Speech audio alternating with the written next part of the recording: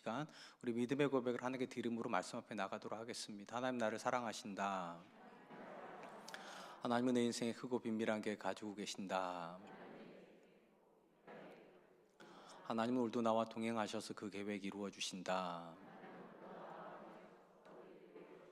아멘. 그렇게 될 줄로 믿습니다. 아멘. 하나님께서 출애굽한 이스라엘을 시내산으로 인도하신 다음에 그들에게 하셨던 가장 대표적인 명령은 너희는 거룩하라. 이는 나 여호와 너희 하나님이 거룩함이라 라고 하는 명령이었습니다. 하나님께서 이 말씀을 주신 이후부터 이스라엘 역사를 평가하는 가장 중요한 단어가 바로 거룩이라고 하는 단어였습니다. 하나님께서 이스라엘과 동행하는 여부를 판단하실 때에도 하나님이 들여다보신 것은 이스라엘의 거룩이었고, 하나님께 이스라엘 싸움을 싸우러 가실지 안 하실지를 결정할 때에도 가장 중요한 판단의 근거는 이스라엘의 거룩이었으며, 심지어 하나님께서 이스라엘을 징벌하시고 또 그들을 바벨론 포로로 보내실 때도 가장 중요하게 생각한 것들은 그들의 거룩이었습니다. 하나님께서 이스라엘에게 거룩에 대한 명령을 주신 다음에 그들에게 주신 가장 대표적인 것이 우리가 아는 율법입니다.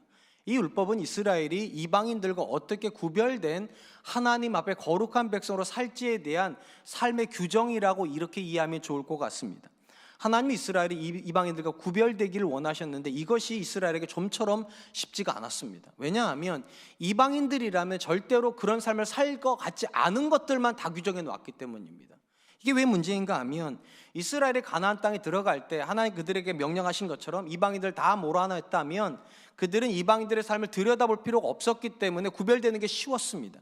근데 우리가 아는 것처럼 이스라엘은 이방인들 다 몰아내지 못했습니다. 그래서 언제나 그들의 지근거리에 늘 이방인들은 존재했고, 시간이 흘러가면 흘러갈수록 그들은 자꾸만 그들의 삶을 들여다보게 됩니다. 그들이 어떻게 자녀를 키우는지, 어떻게 가정을 꾸리는지, 어떻게 예배를 하고 어떻게 종교활동을 하는지 보게 되고 점점 동화가 시작이 됩니다. 어떻게 동화가 되는가? 이방인들이 이스라엘화가 되는 것이 아니라 이스라엘이 이방화되는 것입니다. 한 번만 생각해 보세요. 왜 이스라엘이 이방인들을 닮아가려고 했을까요? 만약에 하나님의 율법을 따라서 사는 삶이 더 근사했다면 이방인들이 이스라엘화되어야 될 겁니다. 근데 반대의 일이 벌어졌다는 말은 무엇을 의미합니까? 이스라엘 눈에 그들의 삶이 훨씬 좋았다는 겁니다. 이스라엘 눈에 그들처럼 신앙생활하는 것이 율법대로 하는 것보다 훨씬 좋아 보였다는 것. 이래서 이게 문제인 겁니다. 분명히 이스라엘에게는 더 좋아 보이는 것이 있습니다. 그런데 하나님은 율법으로 더 좋아 보이는 것이 아니라 하나님이 좋다고 말씀하시는 것을 살라고 말씀하셨기 때문에 이스라엘에게 거룩은 전쟁과 같은 거예요. 좋아하는 것을 포기해야 되는 아픔이고요, 좋아하는 것을 내려놓고 하나님께서 말씀하신 자기 눈에는 좋아 보이지 않는 것을 살아야 되기 때문에 이스라엘 사람들에게는요, 거룩은 고통스러웠던 것입니다. 그리고 이 고통을 포기하면서부터 이스라엘의 타락은 시작이 되었습니다. 많은 경우에 우리의 신앙이 거룩한 방향이 아니라 타락의 방향으로 가는 가장 큰 이유가 있다면 우리 눈에 좋아 보이는 걸 쫓아가기 때문입니다. 하나님이 말씀하시는 게 우리 눈에 좋아 보이면 거룩은 굉장히 쉬운 문제일 것 같아요. 내가 좋아하는 것을 하나님도 좋아하시고 내가 원하는 걸 하나님도 원하신다면 신앙에 갈등은 존재할 수가 없어요. 근데 왜 거룩이 힘든가? 좋아하는 건 있는데 그걸 하나님이 싫어하십니다. 내가 원하는 건 있는데 그것이 하나님께서 미워하시는 거예요. 그러다 보니까 성도 안에서 항상 문제가 괴롭습니다. 만약에 하나님께서 저와 여러분들이 종교적인 일주일에 하루의 삶만을 살기를 원하셨다면 주일날만 와가지고 거룩한 모양을 가지시면 돼요. 근데 놀랍게도 하나님께서 우리가 원하시는 건 무엇입니까? 일주일의 삶을 다 원하세요. 이 삶이 이방인들과 전혀 다른 삶이에요. 그들의 관점에서는 전혀 살 것 같지도 않고 살 수도 없을 것 같은 그런 삶을 저와 여러분들에게 요구하십니다. 굉장한 부담이에요. 근데 왜 우리가 이런 삶을 살아야 됩니까? 이유 딱 하나예요. 하나님이 원하시기 때문입니다. 우리가 원하는 것도 아니고요, 우리가 좋아하는 것도 아닌데 하나님이 원하시기 때문에 우리는 거룩한 삶을 살아야 하는 것입니다. 여기서 중요한 거, 어떤 사람이 거룩한 삶을 살 수 있을까 없을까 뭐가 결정할까요? 우리는 많은 경우에 의지가 결정할 거라 생각해요. 의지가 있으면 거룩해지고 의지가 없으면 거룩해지지 않는다. 그런데 많은 경우에 우리의 거룩을 결정하는 건 의지의 문제가 아닙니다. 가장 중요한 건 나에게 하나님이 어떤 분이냐가 결정합니다. 하나님께서 이스라엘에게 처음부터 거룩하라고 명령하지 않으셨습니다. 그들에게 은혜를 베푸시고 출애굽의 은혜, 홍해를 건너고 만나와 메추라기를 먹게 하신 다음에 시내산에 와서야 뭐라고 말씀하셨는가? 너희는 거룩하라. 이는 나 너희 하나님 여호와가 거룩함이라. 무슨 말입니까? 적어도 이스라엘에게 하나님은 없으면 안 되는 분이라고 하는 강력한 메시지를 주신 다음에 말하는 거예요. 내가 너희에게 없으면 안 되는 존재라면 거룩하라. 부담스러워도 거룩하라. 마찬가지로 저와 여러분들에게도 언제 거룩이 시작이 되는가? 하나님 없이도 내가 살 수 있을 것 같을 때는 거룩하지 않습니다. 근데 하나님 없으면 못 살 것 같고 하나님 없는 내 인생을 설명할 수 없다고 생각이 될 때 부담스러워도 그런 삶을 살게 되는 거예요. 그래서 은혜를 모르는 사람은 거룩해질 수 없습니다. 하나님의 공급을 경험해 본 적이 없는 사람은 거룩한 짐을 질 수가 없는 것입니다. 오늘 우리가 살펴보게 될 본문의 말씀은요, 하나님 앞에 거룩할 뿐만 아니라 백성들을 거룩함으로 인도해야 되는 사명을 가지고 있었던 레위 지파의 제사장들에 대한 하나님의 책망의 메시지가 담겨 있습니다. 1절로 2절 말씀입니다. 너희 제사장들아, 이제 너희에게 이같이 명령하노라.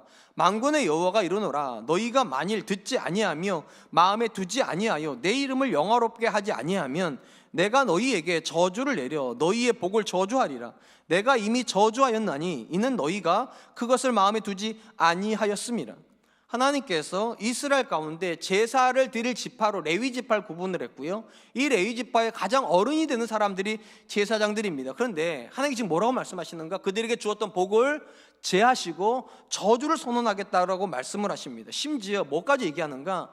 제사 제도에서 가장 더러운 부분이 똥인데, 죄송하지만 이 똥을 그들의 얼굴에 발라가지고 똥과 함께 치워버리시겠다라고 그렇게 말씀을 하십니다. 얼마나 부정했으면 하나님께서 똥이라고 하는 단어를 성경에다가 기록을 했겠습니까?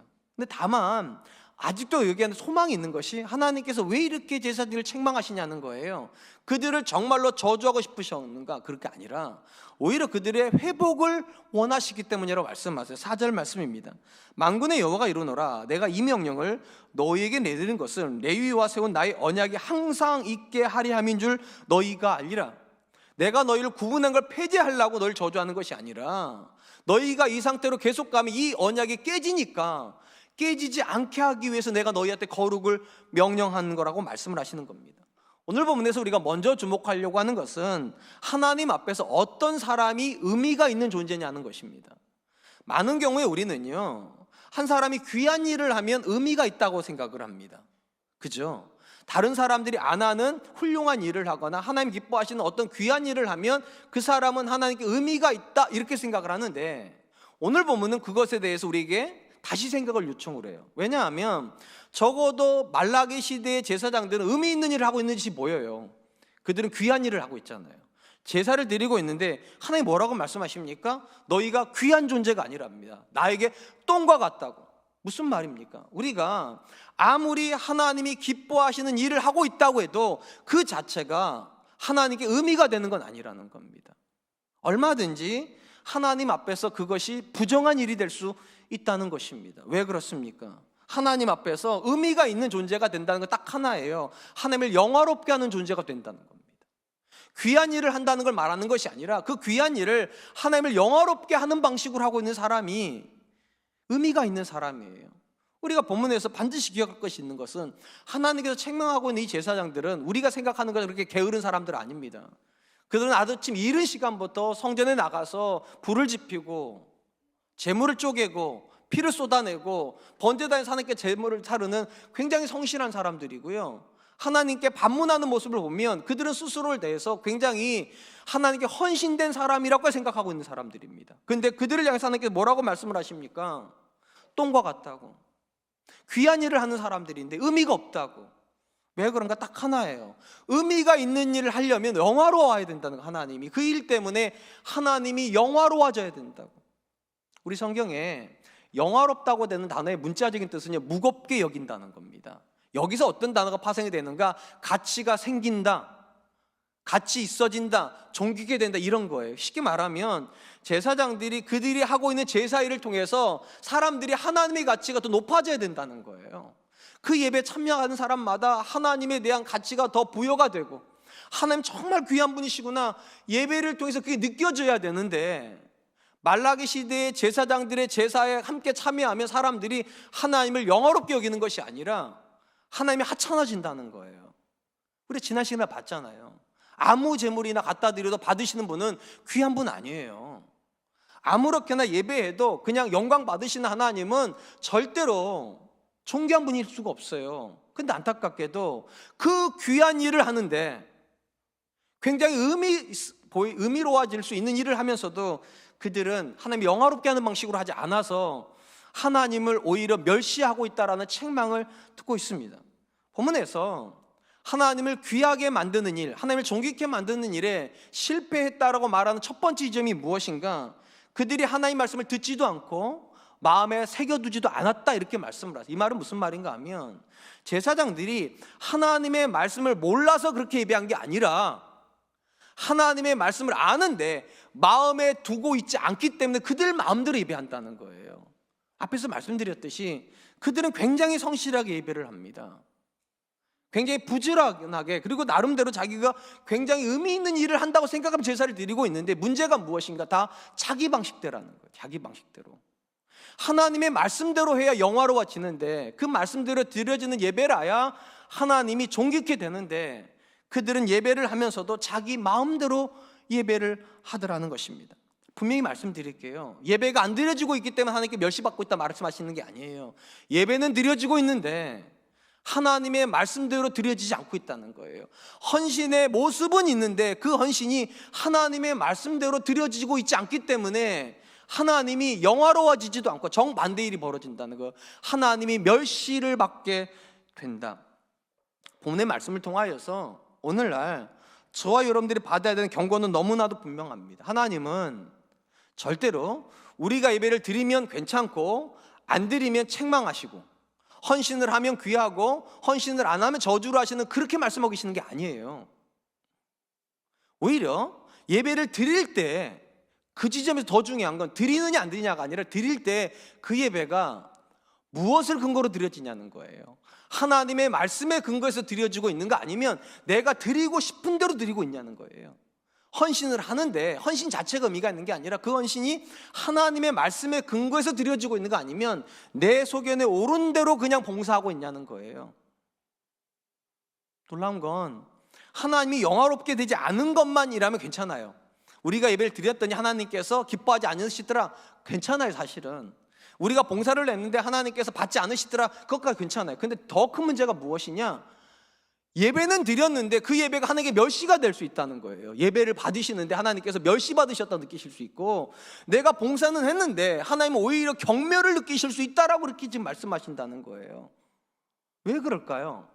차라리 우리가 하나님의 말씀을 몰라서 어떻게 예배해야 되는지 몰라서 그렇게 예배했다면 몰라서 그런 거예요, 그거는.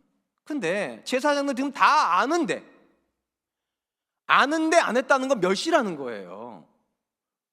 아니, 내가 분명히 그렇게 예배하지 말고 이렇게 예배하라고, 헌신하려면 이렇게 하지 말고 이렇게 하라고 분명히 얘기했는데 모르는 게 아니라 아는데. 우리 애들이 그랬잖아요. 함부로 하면 뭐라 그럽니까? 제가 우리 아들들한테, 너 나 무시해? 아빠가 분명히 얘기했잖아. 아빠 그런 거 싫어한다 분명히 얘기했는데 너 지금 나 무시해?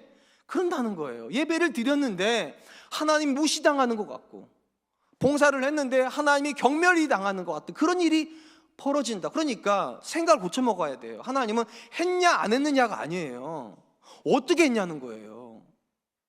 예배를 드렸냐 안 드렸느냐가 아니라 어떻게 예배했냐는 거예요. 제가 한 번만 여러분께 여쭤볼게요. 여러분 하나님께 어떻게 예배하는지 아시죠? 우리 장로님께서 어떻게 제 설교 원고를 읽으셨는지 영과 진리로 예배한다고 그러셨어요. 성령과 말씀으로요. 우린 다 알아요. 그렇게 예배해야 된다는 거를. 진짜 중요한 건 근데 그렇게 예배하시냐는 거예요. 우리는 자꾸만 예배했다는데 의미를 부여하려고 그래요. 내가 일주일에 하루 이 귀한 시간 떼서 하나님께 예배 드리고 있다고 여기에 의미를 부여하려고 하지만 하나님이 의미 부여는 이쪽이에요. 영화로워졌냐는 거예요. 그 예배를 통해서 하나님이 내 예배를 받으시고 정말 존귀케 되었는가?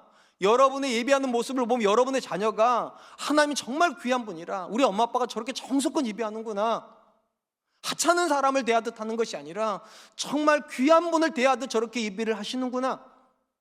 그게 아니라면 죄송하지만 하나님은 저와 여러분의 예배를 안 받으시는 정도가 아니라 멸시감을 느끼신다고.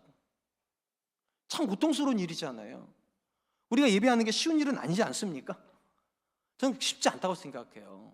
코로나 시기에 사람 만나는 것도 힘든데 이렇게 어찌 보면 약간 밀폐된 듯한 이런 공간에 들어와 가지고 답답한 마스크를 끼고 예배 드리는 게 쉬운 일은 아니잖아요. 근데 이 예배를 드렸는데 우리는 드렸다고 생각하는데 하나님께서 그걸 멸시라고 생각하신다면 너무 큰 고통 아니겠습니까? 그래서 거룩은 전쟁이에요. 내가 드리고 싶은 방식대로 드리면 안 되기 때문에 전쟁해야 돼요. 내가 예배를 드리면서도 나 자신에게 계속 물어봐야 돼요. 내 예배가 정말 신령과 진정으로 드리는 예배일까? 내 예배를 통하여서 하나님은 영광 받으실 수 있을까? 여러분들은 어떠실지 모르겠는데 가끔 저 이렇게 앉아가지고 대표기도 하실 딴 생각을 해요. 저도 모르게요. 여러분은 안 그러세요? 그럼 저만 나쁜 놈이에요. 가끔 딴 생각할 때 제가 소드라치게 놀라요. 하나님께 집중해야지. 왜 이렇게 딴 생각을 하냐고. 또 그러고도 예배 드리고 있다 생각할 수 있냐고. 여러분, 예배도 전쟁이어야 돼요. 마음에서 자꾸만 딴 생각 흘러가고 다른 염려로 내 마음 흘러갈 때 여러분이 여러분을 정죄해야 돼요. 너 지금 하나님께 뭐 하는 짓이냐고. 이렇게 예배하고도 하나님이 영광 받으실다고 말할 수 있냐고. 네 예배를 통해서 오히려 하나님께서 멸시받는다고 느끼시면 어떻게 하려고 그러냐고. 그래서 예배도 전쟁이에요. 자꾸만 마음이 다른 데로 가려고 할 때 그 마음을 향하여서 전쟁하듯 싸워야 돼요. 하나님이 받으심직해야 된다고. 하나님이 존귀케 되어야 된다고. 사랑하는 성도 여러분, 거룩은 단순하지 않아요. 성경이 말하는 거룩은요, 절대로 거룩한 일을 하는 걸 말하는 게 아니에요. 예배 드리는 게 거룩한 거 아니고 헌신하는 게 거룩한 게 아니에요. 진짜 거룩은요, 그 귀한 일을 말씀대로 하는 게 거룩한 거예요. 예배를 드리지만 하나님의 말씀을 따라 신령과 진정으로 드리고 있을 때 그게 거룩한 예배고, 봉사를 하고 있지만 자기 의를 드러내는 방식으로 하는 것이 아니라 정말 이 봉사가 하나님을 향한 사랑의 섬김이 되고 있는가를 끊임없이 물으면서 하는, 그래야 그게 진정한 의미에서 거룩이에요. 그래서 어떤 거룩도 전쟁이 없는 거룩은 없어요. 왜냐하면 우리는 다 내가 편한 방식, 내게 익숙한 방식, 내가 잘하는 방식대로 하고 싶어 해요, 다. 근데 하나님 뭐라고 말씀하십니까? 그 말씀대로 하고 있냐는 거예요. 그 말씀을 알고 그 말씀을 마음에 두고 전쟁하듯 그렇게 치열하게 하나님 앞에 하나님이 받으심직한 예배를 드리려고, 하나님이 받으심직한 봉사를 드리려고 씨름하고 있냐고. 그 지점에서만 하나님은 영화롭게 될 것입니다. 저는 우리 사랑과 은혜 성도님들이 이 4주간 우리가 하는 이 예배드린 캠페인을 통하여서 회복하고 싶은 건 딱 하나였으면 좋겠어요. 내 예배를 통해서 하나님이 존귀케 되었으면 좋겠다. 내 자녀들이 예배하는 부모님의 모습을 보고서 하나님께 예배한다는 건 저런 거구나. 하나님은 귀한 분이시니까 아무 예배나 받으시는 분이 아니라 받으심직한 예배가 있구나. 저는 그것을 우리 다음 세대에게 보여주는 하나의 과정이 될 수 있기를 주님의 이름으로 축원합니다. 두 번째로 본문에서 우리가 주목하려고 하는 것은 하나님께서 레위 지파와 제사장들 구분하면서 그들에게 언약을 세우셨다라고 말씀하셨다는 내용입니다. 본문 말씀 5절로 6절 말씀입니다. 레위와 세운 나의 언약은 생명과 평강의 언약이라. 내가 이것을 그들에게 준 것은 그로 경외하게 하려 함이라. 그가 나를 경외하고 내 이름을 두려워하였으며 그의 입에는 진리의 법이 있었고 그의 입술에는 불의함이 없었으며 그가 화평함과 정직함으로 나와 동행하며 많은 사람을 돌이켜 죄악에서 떠나게 하였느니라. 하나님께서 레위 지파를 하나님의 지파, 예배를 드리는 일을 주도하는 지파로 삼으시면서 이 귀한 일에 헌신하는 그들에게 약속을 주셨답니다. 그 약속이 뭐냐? 생명과 평강의 약속이랍니다. 이 말은 이렇게 이해하시면 돼요. 하나님께서 그들에게 뭐를 보장해 주셨는가? 생명과 평강을 보장해 주셨다는 거예요.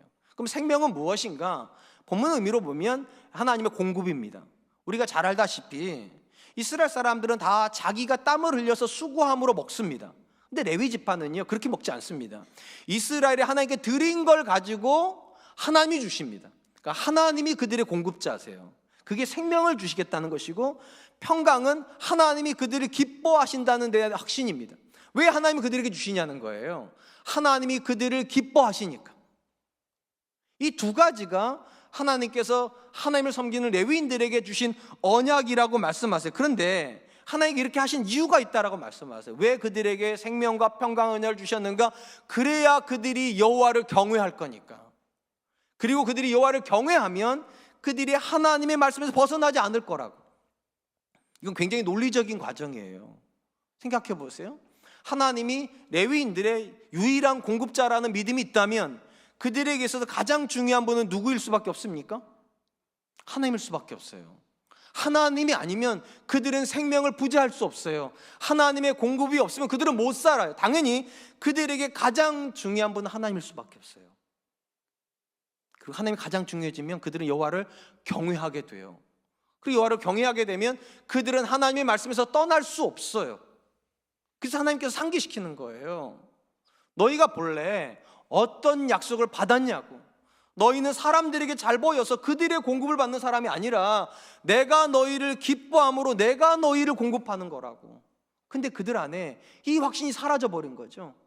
하나님이 우리의 공급자이시고 하나님이 우리를 보호하시는 분이란 이 확신이 사라지자 그들은 더 이상 하나님을 경외하지 않습니다. 경외하지 않으니까 하나님의 말씀이 없는 예배를 드리더라는 거예요. 참 안타까운 건 초창기에 레위인들에게 이 약속을 주셨을 때 레위인들은 하나님 앞에서 진리의 법을 그 입에 머금고 있었고 불의를 버리고 화평과 정직함으로 백성들을 이끌었다고 그렇게 말씀하세요. 근데 어느 순간 온데간데 없이 그들에게 이 언약이 사라져 버렸다는 거예요. 하나님이 지으신 게 아니에요. 이스라엘의 제사장들이 망각하기 시작했다는 겁니다. 우리가 본문에서 두 번째로 주목하려고 하는 것은 믿음의 여정에서, 특별히 거룩의 여정에서 가장 중요한 고백이 무엇이냐는 것입니다. 바로 하나님의 공급에 대한 확신입니다.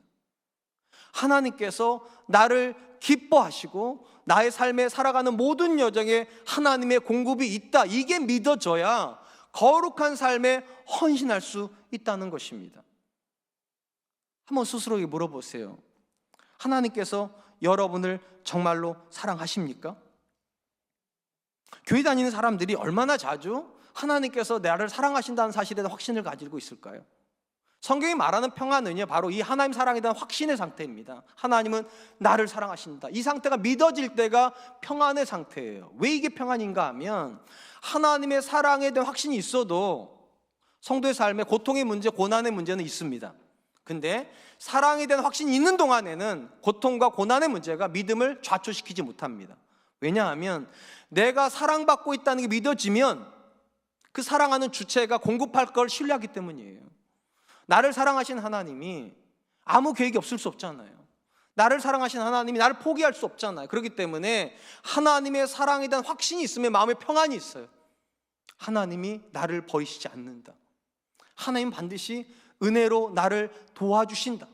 근데 하나님의 사랑에 대한 확신이 없어지면 어떤 문제가 벌어지는 줄 아세요? 아주 사소한 문제 앞에서도 원망, 불평, 시기, 질투, 좌절하기 시작합니다. 그리고 하나님을 향하여서 의심하기 시작해요. 하나님이 나랑 함께 계셔도 이럴까? 혹시 하나님 나를 미워하시는 건 아닐까? 그런 점에서 하나님이 나를 기뻐하시고 그 하나님이 내 인생의 공급자가 된다라는 이 믿음의 고백이 없는데 어떤 사람도 거룩한 삶을 살 수 없어요. 하나님의 공급이 믿어지는 사람만이 하나님의 공급에서 벗어나는 삶에 대해서 두려워하기 시작하는 거예요. 한번 물어보세요. 하나님이 여러분에게 공급자가 안 되셔도 살 수 있습니까? 하나님이 여러분과 함께 안 계셔도 살 수 있습니까? 그러면 거룩해지지 않아요. 하나님이 안 먹여주시면 나 못 먹어. 하나님이 안 인도해 주시면 나 길 잃어. 하나님이 나와 함께 계시지 않으면 나는 무너져. 이 고백이 있어야 거룩해지는 거예요. 왜 하나님께서 레위의 언약을 상기시킵니까? 생명이다, 평강이다, 왜 말씀하십니까? 그게 믿어져야 거룩한 삶이 사라지기 때문입니다. 에베소서에 보면 사도 바울이 에베소 교회 성도들을 향하여서 이렇게 기도하는 내용이 나옵니다. 에베소서 1장 17절 19절 말씀. 우리 주 예수 그리스도의 하나님 영광의 아버지께서 지혜와 계시의 영을 너희에게 주사 하나님을 알게 하시고 너희 마음의 눈을 밝히사 그의 부르심의 소망이 무엇이며 성도 안에서 그의 기업의 영광의 풍성함이 무엇이며 그의 힘의 위력으로 역사하심을 따라 믿는 우리에게 베푸신 능력의 지극히 크심이 어떠한 것을 너희로 알게 하시기를 원하노라, 구하노라.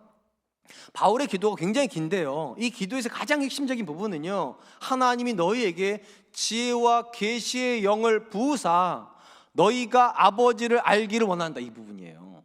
이게 왜 의미가 있는가 하면 이 기도가요, 교회 바깥에 있는 사람들 위해서 하는 기도가 아니라 이미 예수님을 믿어서 에베소 교회 안으로 들어와 있는 사람들이 하는 기도라는 거예요. 그럼 상식적으로 생각을 해보세요. 그들은 예수를 믿는 사람이고, 믿는 사람들이라는 말은 그들은 하나님을 아는 사람들이잖아요. 하나님을 아는 사람들인데 그들을 향해서 바울이 지금 뭐라고 기도했는가? 하나님이 너희에게 지혜와 계시의 영, 성령을 말하는 거예요. 성령을 부으사 너희가 하나님을 알기를 원한다고. 이미 아는데 왜 알기를 위해서 기도하는 걸까요? 다시 말씀드릴게요. 그러나 하나님 모르지 않아요. 알아요. 왜 기도하는 겁니까? 뭐를 알기를 원한다는 거예요. 그 앞에 보면 이렇게 되어 있어요. 영광의 우리 아버지요. 하나님이 너희 아버지라는 사실을 매 순간 알기를 내가 기도한다고. 머리로는요, 우리 모르는지 않잖아요. 하나님 내 아버지라는 거를. 근데 우리는 자꾸만 문제 앞에만 서면 하나님이 없는 것처럼 살아요. 없는 것처럼. 너무 쉽게 좌절해요. 마치 하나님 안 계시는 것처럼. 그러니까 바울이 말하는 거예요. 하나님이 너희 머릿속에만 계시는 것이 아니라 너희 삶의 모든 순간에 너희의 아버지이심이 너희에게 믿어졌으면 좋겠다고. 그래야 소망이 있다는 걸 알게 된다는 거예요. 그래야 기업이 하나님의 자녀가 된다는 게 얼마나 풍성한 일인지를 알게 되고, 그래야 하나님의 능력으로 너희를 얼마나 능하게 하시는지 너희가 알게 될 거라고. 신앙의 문제는요, 결국은 이 머릿속에 있는 이 하나님에 대한 개념이 얼마나 우리 가슴 속으로 들어오냐는 거예요. 얼마나 이 사실을 믿을 수 있냐는 거예요. 신앙이 왜 잘못된 길로 갈까요? 많은 경우에 우리가 내 자신에게 너무 집중하기 때문입니다. 우리는 어떤 문제 앞에 서게 되면 내가 그 일을 할 수 없을까에 대해서 너무 많은 생각을 해요. 그럼 어느 순간 하나님은 온데간데 없어요. 분명히 내가 하나님을 믿는다고 말했는데 내가 하는 모든 생각은 다 나한테 집중이 되어 있어요. 내가 할 수 있나? 내가 감당할 수 있나? 이 문제가 나한테 버거운가 가벼운 이 생각만 하고 있지, 내게 능력 주신 하나님 온데간데 없어요. 여러분은 여러분 인생에 얼마나 자신 있으세요? 저는 앞으로도 한 10년은 더 살아야 될 것 같긴 해요. 그래야 우리 아들들 결혼도 시킬 텐데 제가 자신이 없어요. 요즘에 건강에 대한 자신이 하나도 없어요. 그래서 너무 괴로워요. 어떻게 해야 되죠? 내 인생인데 제가 자신이 없어요. 건강에 대한 자신도 없어요. 제가 10년간 지금 담임 목회를 했어요. 돌아보니까 기적이에요. 어떻게 했나 싶어요. 더 큰 문제가 뭔지 아세요? 앞으로 10년은 어떻게 될지 모르겠어요. 제가 도대체. 우리 애들이 저한테 요구하는 게 시간이 흘러갈수록 많아지고 있어요. 그 말은 제가 능력이 더 좋아져야 된다는 뜻일 텐데 제가 제 자신의 한계를 이미 경험해 버렸어요. 자신이 없어요. 그래서 제가 제 자신에게 집중할 때마다 너무 우울해요. 너무 우울해요. 왜 우리가 우울해질까요? 우리가 우리 안에 갇히기 때문입니다. 아무것도 할 수 없는 내 안에 내가 갇히면 미칠 것 같지 않으세요? 자녀를 여러분들이 케어해야 된다 생각하면 미칠 것 같지 않으세요? 고개 좀 끄덕여 보세요. 여러분의 미래에 대해서 여러분이 책임져야 된다면 답답하지 않으세요? 자다가도 벌떡 일어나 냉수를 막 들고 벌컥 그렇게 마셔야 되고, 그래도 해결되지 않는 인생의 갈증 안 느끼세요? 저만 그런가요? 그때 바울이 말하는 거예요. 너한테 아버지가 있다고. 머리로만 아버지가 있다고 말하지 말고 그 아버지가 네 마음을 좀 주장하게 하라고. 그게 기도 내용인 거예요. 지혜와 계시의 영이신, 깨달음을 주시는 성령님께서 너한테 좀 깨닫게 해주셨으면 좋겠다고. 아버지가 있다고. 제발 아버지 없는 사람처럼 살지 말라고. 너한테 능력 베푸신 분이 계시다고. 왜 능력 없는 것처럼 사냐고. 너한테 소망을 주는 분이 계시다고. 왜 소망이 없는 것처럼 그러냐고. 왜 하나님 자녀로 산다는 게 형편없는 것처럼 그렇게 좌절하고 절망하냐고. 그 기업의 풍성함이 얼마나 큰지 왜 놓치고 사냐고. 결국 신앙은 씨름이에요. 누구랑 씨름하는 거가? 나랑 씨름하는 거예요. 나한테 집중하려고 하는 나하고 하나님께 집중하려고 하는 내 거듭난 영이요. 전쟁하듯 싸우지 않으면 우리는 계속 우울해질 거예요. 시간이 들고 나이가 들어가면 들어갈수록 행복한 게 아니라 점점 어둠 속으로 들어가는 것 같고, 무능함으로 들어가는 것 같고, 절망으로 들어가는 것 같을 거예요. 그리고 거룩에 실패하는 거예요. 왜 하나님께서 레위인들한테, 제사장들한테 그들에게 언약이 있다는 사실을 상기시킵니까? 제발 그렇게 살지 말라는 거예요. 하나님의 공급이 있는데 왜 그렇게 사람들한테 공급받으려고 하냐고. 하나님이 너를 기뻐하는데 왜 그렇게 사람한테 사랑받으려고 하냐고. 하나님을 보라고. 너희 아버지를 보라고. 사랑하는 성도 여러분, 신앙은요, 내 힘으로 사는 거 아닙니다. 내 힘으로 산다고 생각하는 순간부터 우리는 거룩에 실패하게 돼요. 베드로 사도가 베드로 전서에서 뭐라고 말합니까? 너희는 왕 같은 제사장이라고. 무슨 말입니까? 구약 시대의 제사장들한테 하나님께서 언약을 주셨다니까요. 생명과 평강의 언약을 주셨는데 그 언약을 너희한테도 주셨대요. 너희한테도. 너희는 하나님 앞에 왕 같은 제사장이라고. 그 말은 오늘 우리에게도 하나님의 공급에 대한 약속 주셨고 하나님이 우리를 기뻐하신다는 약속을 이미 주셨다는 거예요. 그러니까 약속이 없는 사람인 것처럼 그렇게 쉽게 절망하지 말고, 그렇게 쉽게 낙심하지 말고, 그렇게 쉽게 좌절하지 말고 다시 기억하라고.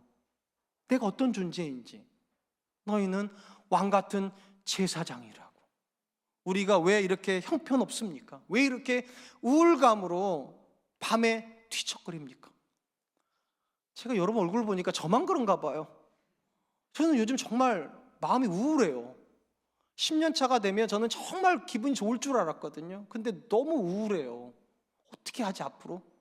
어떻게 하지? 나는 아무것도 할 줄 모르는데 우리 애들은 어떻게 결혼시키지?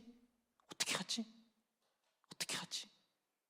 그때 성령이 우리 깨우쳐 주시는 거예요. 왜 너희 일인 것처럼 생각하냐고. 너희 염려를 다 주께 맡겨버리라. 이는 주께서 너희를 돌보심이니라. 우리에겐 돌보는 분이 계세요. 이 사실을 가지고 현실 앞에서 싸우는 거예요. 근심하게 하는 악한 영과 싸우는 거예요. 왜 염려하냐고, 왜 근심하냐고. 하나님이 계시는데, 하나님이 너의 아버지신데, 하나님이 너의 공급자신데 정신 바짝 차려야 돼요. 그래야 하나님을 기쁘시게 하는 거룩한 삶을 살 수 있고, 그래야 우리가 기대할 수 있어요. 하나님의 공급을요. 전 저와 여러분들이 그런 분들 되실 수 있기를 축원드립니다. 마지막으로 하나님은 레위를 그분의 사역자로 뽑으시면서 그들이 마땅히 살아야 된다라고 하는 규정을 가지고 계셨는데 그들이 그런 삶을 살지 않고 있다라고 책망하시는 말씀을 주십니다. 7절 8절 말씀. 제사장의 입술은 지식을 지켜야 하겠고 사람들은 그의 입에서 율법을 구하게 되어야 할 것이니 제사장은 만군의 여호와의 사자가 됨이거늘 너희는 옳은 길에서 떠나 많은 사람을 율법에 거스르게 하는도다. 나 만군의 여호와가 이르노니 너희가 레위의 언약을 깨뜨렸느니라. 하나님께서 제사장을 하나님과 사람 사이 중간에 있는 위치로 세워놓으신 이유가 있답니다. 그들의 입술을 통하여서 백성들이 하나님의 말씀을 받아가게 하려고요. 그러니까 제사장들의 입술을 통해서 그들이 하나님의 말씀을 받아가야 되는 이유는 뭐냐? 제사장들이 여호와의 사자이기 때문이랍니다. 영어 성경을 보니까 이 사자라는 말에 메신저라고 되어 있어요. 그러니까 제사장들이 하나님의 말씀을 전달하는 사람들이라는, 전달하는 사람들. 이 말은 절대 이런 뜻은 아닐 거예요. 아는 말을 그대로 전달해 준다는 뜻이 아닐 거예요. 그들의 입술에 있다는 말은 그들의 인격을 표현하는 거겠죠. 제사장들이 하나님의 말씀을 전 인격으로 믿고 전 인격으로 살아서 그 말씀이 인격으로 전달이 돼야 된다고 그렇게 말하는 걸 거예요. 우리가 다 알다시피 어떤 사람도 자기가 말하는 말씀, 전달하는 말씀을 믿지 않으면 그건 인격이 안 돼요. 말씀이 인격이 된다는 말은 내가 그 말씀에 전적으로 동의를 한다는 거예요. 그리고 살고 있는 그 말씀을 가르칠 때 그들도 알아요. 자기들 앞에서 살고 있는 그 사람의 삶과 그 사람이 말하고 있는 가르침이 일치한다는 거를, 그때 그들의 입술에서 그 말씀을 받아 먹는 거예요. 근데 지금 하나님이 뭐라고 말씀하시는가? 제사장들이 그 말씀을 부정하고 있답니다. 어떻게 해요? 그 말씀과 다른 삶을 살고 있으니까요. 예배는 이 방향이라 하나님 말씀하시는데 이 방향에서 예배를 드려버리고, 봉사는 이 방향이라 말씀하는데 이 방향에서 봉사를 해버리고, 하나님의 말씀과 정반대로 가버린다는 거예요. 그래서 그들에게 말씀하세요. 너희가 레위 언약을 깼다고. 왜 깨는 겁니까? 그렇게 하면 하나님의 공급이 없어요. 하나님이 이 방향에서 오시는데 이 방향에서 어떻게 공급합니까? 깨지는 거죠. 하나님이 오실 수 없는 방향에 서 있는데 말씀의 방향과 틀어진 방향에서는 하나님을 못 만납니다.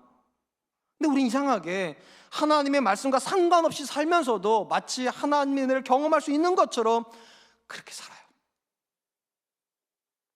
레위 언약의 파괴예요. 우리가 알다시피요, 하나님은 인류를 향해서 말씀하시는 분이십니다. 그리고 그 말씀이 성경이라고 하는 하나의 기록이 되었죠. 하나님께서 우리에게 처음 주셨을 때 이 말씀은 유일한 말씀이었어요. 그래서 더 바이블이죠. 유일한 말씀인데 이 말씀이 모세를 통해서 이제 교회에 전달이 되고 또 사도들을 통해서 우리에게 전달이 되는데, 하나였던 말씀들이 이제 사본이 만들어지죠. 원본을 옆에다 놓고 우리가 아는 서기관들이 그걸 필사를 하기 시작합니다. 이렇게 해가지고 복사본이 만들어진다는 겁니다. 그런데 원본과 복사본 사실은 같은 내용이어야 하는데, 사람들이 기록을 하면서 개인적인 한계에 의해서 잘못된 기록들이 나옵니다. 어떻게 잘못된 기록이 나오는가? 어떤 한 절이 빠져버리기도 해요. 그래서 가끔 성경 읽다 보면 어떤 사본에는 13절이 없음 이렇게 나오죠. 왜냐하면 제사장 이렇게 서기관 쓰다 보니까 13절에서 14절로 가더니 갑자기 15절로 껑충 뛰어버린다는 거죠. 실수하는 거죠. 또 어떤 경우에는 똑같은 단어인데 의미가 다른 단어를 쓸 때도 있어요. 제사장이 착각해가지고. 그렇게 해서 발음은 똑같은데 내용이 완전히 다른 단어가 써지기도 합니다. 이 모든 것들은 다 의도하지 않은 실수예요. 그러니까 사본이 원본이랑 틀려지는 것은 의도되지 않은 실수입니다. 근데 가장 큰 문제가 무엇인가? 가끔씩은 의도된 실수가 있다는 거예요. 의도된. 오늘 본문에 나오는 제사장들이요. 분명히 그들의 입술에 하나님의 말씀이 있어야 되는데, 그들의 인격에 하나님의 말씀이 있어서 그들의 인격을 통해서 말씀이 전달이 돼야 되는데, 그들의 인격이 하나님의 말씀과 다른 방향을 가면 완전히 잘못된 사본이 나와버린다는 거예요. 그리고 이것이 하나님께는 심각한 문제예요. 왜냐하면 하나님의 말씀이 부정이 돼버리면, 아까 말씀드렸잖아요, 하나님 영화로워지지 않아요. 하나님의 말씀이 바르게 전달이 돼야지만 하나님이 영광을 받으실 수 있는데, 제사장들이 자기의 수입을 늘리기 위해서 백성들이 이렇게 말했다는 거잖아요. 아무거나 가져와도 된다고. 예배만 드리고 있다면 어떤 식으로 예배해도 괜찮다고. 말씀에 대한 부정인 거죠.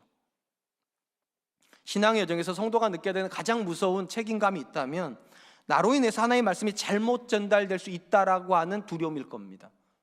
물론 이 자리에 계신 분들 중에 설교한 분도 안 계시고 말씀을 가르치는 분들은 극소수이기 때문에 나는 해당 사항이 없을 수 있겠다 생각하는 분들이 계실 수 있어요. 맞아요. 가르치는 부분에서는 그럴 수 있어요. 근데 여러분의 주변에 여러분들이 예수님 믿는 사람이라고 아는 사람들이 있다면, 여러분의 의도와 상관없이 여러분들은 그 사람들에게 하나님의 또 다른 사본입니다. 복사본이라고요. 말씀의 복사본이요. 그들은 기록된 성경을 통해서 하나님의 말씀을 읽는 게 아니라 여러분의 인격을 통해서 드러나는 살아있는 말씀을 성경으로 이해할 거예요. 저 사람 예수님 믿는 사람이라는데 저 사람 말하는 거 보니까 성경이 틀렸네.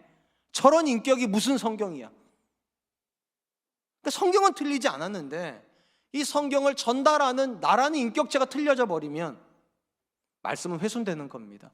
본문에서 하나님께서 왜 제사장들을 향해서 그렇게 심각하게 저주를 퍼부으십니까? 그들의 인격 때문에 하나님의 말씀이 훼손당한다는 거예요. 거룩은 무엇입니까? 내 인격에서 소화되는 말씀과 기록된 말씀의 차이를 줄이는 거예요. 내가 오늘 듣고 있는 말씀을 내 인격으로 담아내는데 이 안에서 어떤 사람 간격이 굉장히 벌어지는 분이 있어요. 어떤 분은 이 간격이 굉장히 좁은 분이 있어요. 들었던 말씀을요 삶으로 보여주는 사람들이에요. 바울이 이렇게 말하죠. 믿는 것과 아는 일에 하나가 되라고. 내가 아는 것과 믿어서 지금 살고 있는 것 사이에 괴리감이 없는 상태가 성경이 말하는 거룩이에요. 그러니까 거룩한 척은 있을 수 없어요. 경건한 척은 있을 수 없어요. 경건인 거죠, 그냥요. 한번 스스로에게 물어보시기 바랍니다. 여러분의 인격 안에서 하나님의 말씀이 잘못된 방향으로 가고 있지는 않습니까? 여러분의 자녀들이 여러분 인격을 통해서 전달받는 말씀은 잘못된 말씀은 아닙니까? 그게 괴로워지면 이제 경건에 대한 싸움이 시작되는 거예요. 하나님, 내 인격에서도 하나님의 말씀이 바르게 전달되게 해주십시오. 나를 통해서 전달되는 하나님의 말씀은 아는 것과 믿는 것에 하나가 되는 말씀이 되게 해주십시오. 그 싸움이 없는 거룩은 없어요. 치열하게 싸워야 돼요. 하나님, 나 때문에 하나님의 말씀이 틀려지지 않게 해주세요. 사랑하는 성도 여러분, 기독교를 흔히 말씀의 종교라고 그러죠. 왜 기독교가 말씀의 종교입니까? 이 말씀이 우리의 삶과 인격과 그리고 모든 가치를 규정하기 때문입니다. 그런 점에서 기독교의 타락은 근본적으로 말씀의 타락이에요. 말씀이 잘못 전달되는 거예요. 말씀이 잘못 전달되는 이유는 크게 두 가지 때문이겠죠. 첫 번째, 설교자가 잘못 전달했기 때문일 겁니다. 자기는 그렇게 안 믿으면서도 전달하는 거예요. 그냥 그게 타락이 돼요. 또한 목회자가 제대로 살면서 제대로 설교를 했는데, 그리고 그 자리에 앉은 성도들이 아멘까지 했는데 그렇게 안 살 때요. 알기는 알겠는데 그렇게 안 살 때 말씀은 타락이 돼요. 어쨌든 설교자가 타락을 시켰던 아니면 회중이 타락시켰던 본질은 다 하나예요. 왜 타락하는가? 말씀이 믿지 않기 때문에요. 그 말씀을 믿으면 살 텐데 그 말씀을 알기는 아는데 안 믿어요. 하나님의 공급자 되심을 알기는 아는데, 하나님의 아버지 되심을 알기는 아는데 그렇게 안 살아요. 그럼 타락하는 거예요. 거룩은 뭐 하는 겁니까? 싸우는 거예요. 아는 것과 사는 것이 일치시키기 위해서. 하나님, 오늘 말씀을 통해서 이렇게 말씀하셨는데 내가 이렇게 살 수 있도록 좀 도와주세요. 내가 아무리 노력을 해도 내 힘으로는 안 돼요. 하나님, 아는 것을 믿을 수 있게 해주세요. 그리고 살게 해주세요. 이렇게 몸부림치는 게 거룩이고요, 그런 사람이 드리는 예배라 해야지만 거룩한 예배가 될 줄로 믿습니다. 이제 말씀을 맺으려고 합니다. 하나님께 구약으로부터 신약이 이르기까지 모든 하나님의 사람들에게 요구해 주셨던 공통적인 명령이 하나가 있어요. 너희는 거룩하라. 이는 너희 하나님 여호와가 거룩함이니라. 오늘 본문은 거룩의 세 가지 모습을 우리에게 얘기해 줍니다. 거룩은요, 거룩한 일을 하는 걸 말하는 게 아니라 하나님의 말씀대로 하는 거예요. 그게 거룩이에요. 하나님이 받으심직하게 무언가를 하는 거예요. 두 번째, 거룩은요, 하나님이 내 인생의 공급자라는 신뢰를 가지고 그분에게 집중하는 거예요. 마지막 세 번째, 거룩은요, 오늘 주신 말씀처럼 나의 삶 속에서 주시는 말씀과 내가 살고 있는 이 갭이 좁아지는 거예요. 믿는 것과 아는 것이 일치가 되는 상태. 그래서 다른 이들이 볼 때, 아, 하나님의 말씀은 옳구나. 저 사람을 보니까 하나님의 사람답게 산다는 거 근사한 거구나. 하나님의 말씀은 옳으니까. 저와 여러분들이 그런 분들 되시기를 주님의 이름으로 축원드리겠습니다. 제가 주신 말씀을 기억하면서 세 가지를 위해서 기도하겠습니다. 하나님, 내가 하나님의 귀한 일에만 헌신하는 사람이 아니라 그 귀한 일을 하나님의 말씀으로 감당하는 사람 되게 해주십시오. 두 번째, 하나님께서 내 인생의 공급자임을 신뢰하여 하나님의 말씀 붙잡고 사는 사람 되게 해주십시오. 세 번째, 아는 것으로 멈추는 것이 아니라 아는 것과 사는 것의 일치를 이루는 거룩한 싸움을 싸우는 사람들 될 수 있도록 주님 도와주십시오. 우리 같이 한 번만 기도하도록 하겠습니다. 기도하겠습니다.